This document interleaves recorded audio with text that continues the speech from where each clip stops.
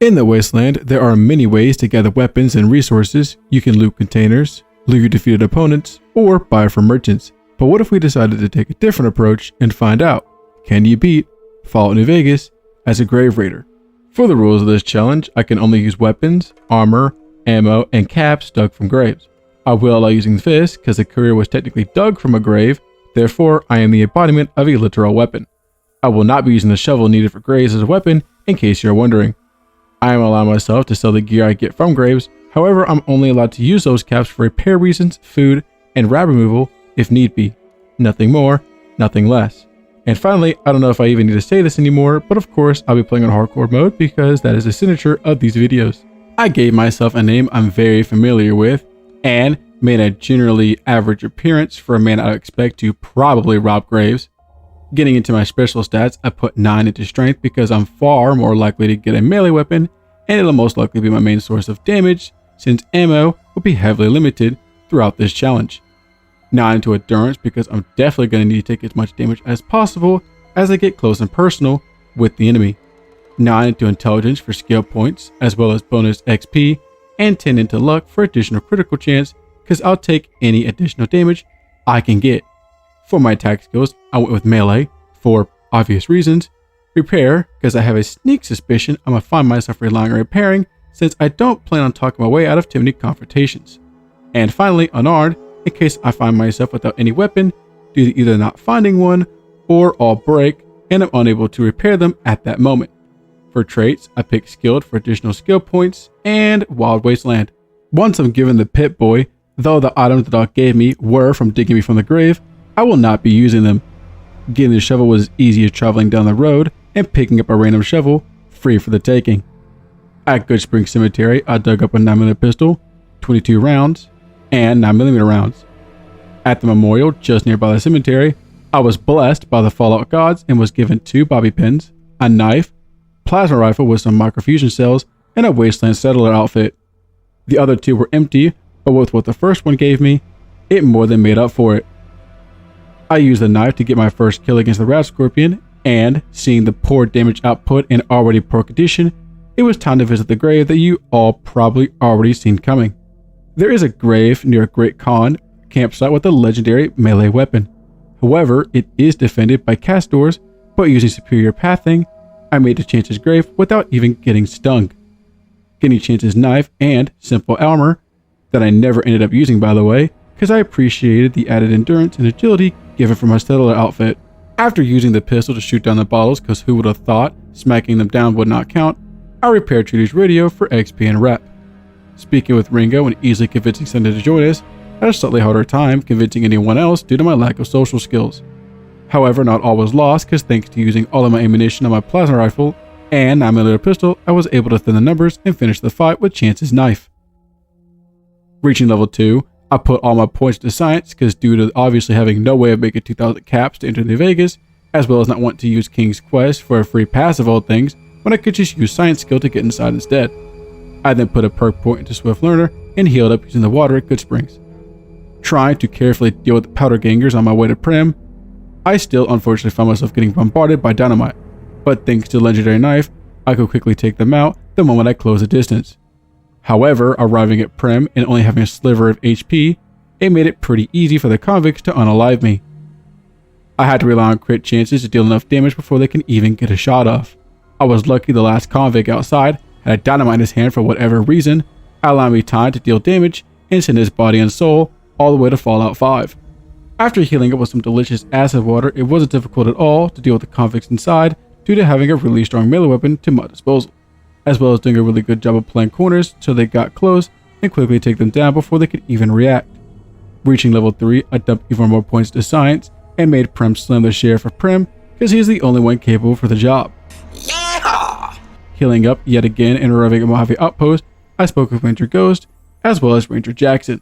But getting distracted as usual, I first head all the way to the saloon to fix Snuffle's leg and repair the generator for XP, allowing me to hit level 4 and put even more points to science and survival, as well as a perk point to educated because you'd be crazy to not get this perk as soon as possible. I then make my way to the graves at Canyon Wreckage, which ended up being a waste of effort because all they had to offer was Magnum and 22 rounds I couldn't even use. Finally heading back on track and removing the ants blocking the trading route for Ranger Jackson, I found New Vegas, of course being New Vegas. Continuing the main quest, I briefly switched to hand-to-hand combat and get some ants to prevent any further damage to all of my weapons conditions, as well as using them against this crippled hiding inside a building in Nipton. Arriving at Wolfhorn Ranch, there was a grave for me to loot, and it had some 20 gauge ammo, 5.56, 9mm with 9mm rounds, caravan shotgun, and another Wasteland Wanderer outfit. I sold some items and ended up with a little over 100 caps for later repairs when needed. Bolting to Boulder City for easy XP and continuing the main quest, I reached level 6 and reached the level needed in science to enter New Vegas, and the rest into repair. Then a perk point into Leadbelly for less red damage while eating and drinking, and immediately put that to use with the dirty sink I found. Arriving in Freeside and nearly kissing the dirt against this random thug, but managed to come out on top in the end, I used my science to enter New Vegas. Before entering, I traveled back to Boulder City and had the Great Khans killed for further XP. Seamus reporting what happened in Nipton to Ghost and spreading the word of the Legion allowed me to level up, and dumped most of my points to speech. Then after topping on health and using that speech in the top to convince Swank, or whatever his name is, to allow me to carry my weapons. Trying to deal with Benny definitely wasn't easy, mostly due to my low damage protection and the triggerman having automatic weapons that turn me into Swiss cheese. For too long, I spent trying to take down Benny first before having the bright idea to focus on the ones with the automatic weapons. With the main damage dealers immediately taken out, Benny was just as quickly dealt with. Reaching level 8, I dumped an even amount of points into repair, speech, and unarmed, and got the Super Saiyan perk because I'm pretty much running a melee build at this point. Enjoyed some surprisingly clean fountain water, then spoke to Victor to enter Lucky 38, and spoke with the follower outside to insert a bug in the network for easy XP. Delivering the platinum chip to Mr. House and see through a boring class in the basement, I decided there was no further use of Mr. House since I wasn't going to side with him this time, and thought it was as good a time as any to just go ahead and get him out of the way. However, the first time I tried to enter his chamber, I was immediately introduced to the rockets. Kinda had myself to blame for that, cause after all, I am the one that gave that to them. Killing House, then a rat to get the amount of XP needed to level up, I put some points into melee and repair. On my way to Cottonwood Cove, I was stopped at Nelson, and since I was playing as South Legion this time, I went ahead and headed to Fort Hope to carefully and stealthily take care of the NCR around the camp, as well as the people inside taking minimal damage. After heading back to Nelson to report my success, I continued on my way to Cottonwood Cove. However, on the way there, I noticed I was being chased by a gecko and found out they could swim. In all my hours of playing this game, I never even knew they were capable of swimming. In fact, I was so shocked by this, I forgot about the importance of oxygen and I drowned. Finally making it to Cottonwood Cove, I decided to have a little toast with the slaves, then spoke with Caesar to go and clear the bunker. In the bunker, I knew the projectiles were weak, but with how quickly I took out the first one, I had double checked to make sure I was still playing on very hard. Using the corners to my advantage, as well as taking out the turrets with my limited range weapons, I also had to make sure to rewire the conjunction box to avoid the sentry bots. And after taking out the turrets and destroying the 3 generators, I made my way back to the exit, which proved a little harder than I thought it would due to my really low health. I reported my success to Caesar, and it was time to finally pay the boomers a visit. Making it to the gate and speaking to Pearl, I had no intention of fighting the boomers because 1, I don't have the armor nor the repair resources to pull it off. I listened to a boring history lesson and used my people skills to become accepted. Inside the generator room, I had to deal with some ants as well as flip a couple switches. I didn't want to use a device given by Loyal because I'm stubborn like that. At one point, an ant got buried under some rubble. I thought I got soft locked, but luckily, stepping out and stepping back in, the problem is fixed, allowing me to clear the generator room. I then repair the solar panels, and since I had a high repair skill, I don't need to waste time looking for spare parts. The XP given from the repairs allowed me to hit level 10, and I put all my points into medicine since I'll need it to help Caesar in the future. I then get the Here Now perk and dump even more points into medicine. Reporting back to Rochelle and Loyal, a job well done and easily become allied by the boomers, Pearl tells me of the lady in the water. After I take the time to repair my armor and weapons, as well as drink some water to heal, I successfully rescue the lady in the water. Since I was already nearby, I headed to Bitter Springs to the cemetery there, but unfortunately got stung by a castor on the way there. And I thought I was going to die to poison damage, but managed to survive with just a sliver of HP. The graves of Bitter Springs contained caps, a couple of 9mm pistols with 9mm and 22 rounds, and a vomit rifle I couldn't even use. After I took the time to sell all the items I couldn't use, give me plenty of caps to remove my decent high level of rads, and repair my weapons as well as buy some knives as a means to repair my knife, I got the grave of the memorial. I reported my success to Pearl, who agreed to help me in the capture of Hoover Dam. Returning to Caesar, it was time to head to the White Gloves, and after getting threatened by some NCR Rangers, I, for whatever reason, completely forgot why I was even there in the first place and decided to do the King's quest instead. But to no one's surprise, while on the way there, the game crashes. Speaking to the King, he tells me I was a suspicious guard for hire. I don't know why I didn't mention this till now, but if you're wondering what I do with the caps that are given to me as rewards or whatever other means that's not the graves, I immediately store the given amount of caps into a random container. I wish I could say dealing with ores was simple, but due to my weak armor and terrible damage output, it was quite the opposite. It doesn't take many shots for him to kill me, so my fight strictly depends on landing enough crits to activate the Super Slam perk, preventing him to do any damage to me. But after death, after death, after death, I finally disarmed him, forcing him to use his knife, which made him significantly easier to take down. Returning to the King, it was time to infiltrate the Cool Kids Club, which is as easy as answering a couple of questions. Talking to the King once more, Pacer went off script and forced me to step in and clear the misunderstanding.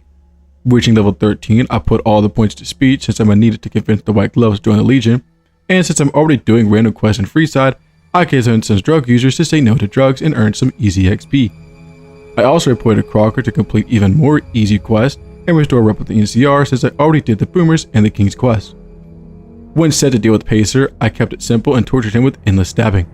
I made sure to put all the caps given in a container. After getting as far as I could without upsetting the Legion, I traveled to McCarran to help Silas escape from custody, which was honestly kind of funny to watch for whatever reason. I wanted to help destroy the monorail, but of course it got soft locked due to a bug that happened, helping Silas escape. So I traveled to the ant home to build up the last bit of XP needed to hit level 14, putting all my points to speech to make sure I could pass any speech check I might run into, as well as finally get the jury rigging perk to finally be able to use the knife to repair Chance's knife. Finally continuing the main quest, I spoke to the White Gloves. Using my new acquired people skills, I found and returned his son to his father and convinced them that the White Gloves were not involved, as well as convinced this guy to join the White Gloves and totally not become dinner. Once you do those things, it's as simple as asking him to ally with the Legion, reporting back to Caesar, and now it's time to deal with the Brotherhood of Steel. I used Veronica as a free ticket inside the bunker, and once inside, it's as simple as pickpocketing the big three for their keycards that activated the self-destruct system. It's easy running through the scribes in the lower levels, but due to the turrets on the top floor, it makes escaping a tad bit more difficult. I killed a couple of powder gangers to level up, and put majority points to melee that honestly I should have probably maxed out forever ago if I was smart, but alas, I am not that. Speaking once more to Caesar, it was time to deal with Caesar's tumor. However, there's no way I'm going to gather enough caps to buy the surgical tools from the followers, so I had no choice but to head to Vault 34. The golden geckos are nothing to scoff at, so I do my best to just run past them and minimize the damage taken, which I'm glad I did, because it seems they followed me inside the vault and cleared out a handful of ghouls in the main lobby. Venturing further into the vault, if I wasn't careful, I would find myself swimming with the fishies. Though I was killed more than a couple of times, it wasn't too difficult, but that's mostly because you don't really need to go that far into the vault to acquire the auto dock. I barely make it alive since there isn't any safe way of healing inside, so I held up at Good Springs and finally cured Caesar of his tumor. Now with that taken care of, it was time to assassinate President Kendall, and since I don't have any NCR armor valid for the run, I had to rely on stealth. Yeah, who am I kidding? I did not build my character for stealth and immediately exposed myself to the enemy failing the quest. Reporting my failure to Caesar, it was finally time for the final battle of Hoover Dam. But before I could do that, I traveled to any shop that had knives I could use to repair Chance's knife during the battle. I finally spoke to the legate and it was time to push through the Hoover Dam. But of course it would be New Vegas if it wasn't crashing. In fact, it crashed more than once at the exact same place. But 3 times a charm and I made it through with no problems. Do you remember the Boomers agreeing to help assist in the Battle of Hoover Dam? Yeah, they helped alright. After that little mishap, I made my way into a tower that happened to have a sink inside I could use to heal up and dealt with a sniper at the top of that tower. I then managed to use a terminal to open up the pipeline and using speech, I gained some reinforcements to help make it easier to push to the surface of Hoover Dam. I ran through the lower levels of Hoover Dam to save the condition of my weapon, but of course, just before I could reach General Oliver, the game crashes once more. Running it back and reaching General Oliver, I kid you not, I spent nearly 2 hours trying to take down General Oliver and his men. But to be fair, this is one of the hardest endings to follow in New Vegas, and I'm very underprepared. So let's not try to bother sugarcoating this and just show how 80% of those 2 hours looked. This is 10% pain, 20% pain, 15% concentrated power of pain, 5% pain, 50% pain, 100% reason to remember the pain. The only thing that made this possible was the bathroom containing a sink allowing me to infinitely heal and have the health necessary to deal with the lesser NCR troops. However, that was a bit different for this room with a 2 veteran ranger. This room is filled with traps, and until you decide to take out this veteran ranger running around the map, he will continuously rearm and replace the traps, and if you think of running through the traps, the Veteran Ranger with the anti-material rifle will definitely make quick work of your health. As well as a stairwell being covered in mines and need to be disarmed before you can make it up. But as chaotic as that sounds, making it past this part was actually not really that difficult. However, dealing with General Oliver and his heavy troopers, that was an entirely different story. Even if I managed to kill General Oliver, the heavy troops right behind him would definitely finish me off, and after dying over and over again and getting nowhere, it was time to change my strategy. I managed to draw out General Oliver alone, forcing him into a 1v1, and he is very easy to take down compared to his heavy trooper guards, but it shouldn't be a surprise that the heavy troopers were significantly harder to deal with even in a 1v1, mostly because they would survive just long enough for the others to show up and take me down. But back down to the bathroom, I realized that opening up both doors, I completely blocked the hallway. And since the NPCs don't know how to close doors, I could draw them in, open the doors, and smack them as they stick their heads through the doors, and once I knock them down, immediately rush them and make sure to keep them down. I was a bit lucky because after taking down the first heavy, there was another right behind him and I didn't notice, and instead of killing me from behind, he decided to stare at his dead friend and allow me the chance to knock him down, and had my way with him until he'd finally joined the fate of his friend. After witnessing that, I made sure once I pulled him into the kill box, I opened the door so no one can interfere to whatever I'm attacking is dead. I did this to nearly every single heavy except one, and again, due to them not knowing how to close doors, as long as those doors are blocked in the hallway, I can easily heal to full health for the next heavy, increasing my chances of winning my next fight. When dealing with the final heavy, it was as simple as hiding around a corner, and once he gets close, I began smacking him and knocking him down. Unfortunately, my knife had finally broke, and I no longer had any knives to repair it, so I had no choice but throw hands. Luckily, I was able to knock him down and keep him that way, till eventually my final blow sent him into the back rooms. With my hands completely shattered, I spoke to the legate, and beat Fallout New Vegas as a grave raider. That'll do for this challenge video. If you enjoyed the video, leave a like. If you didn't, leave a dislike. If you guys have any ideas for a challenge in the future, leave them in the comments. And I hope to see you all in the next video.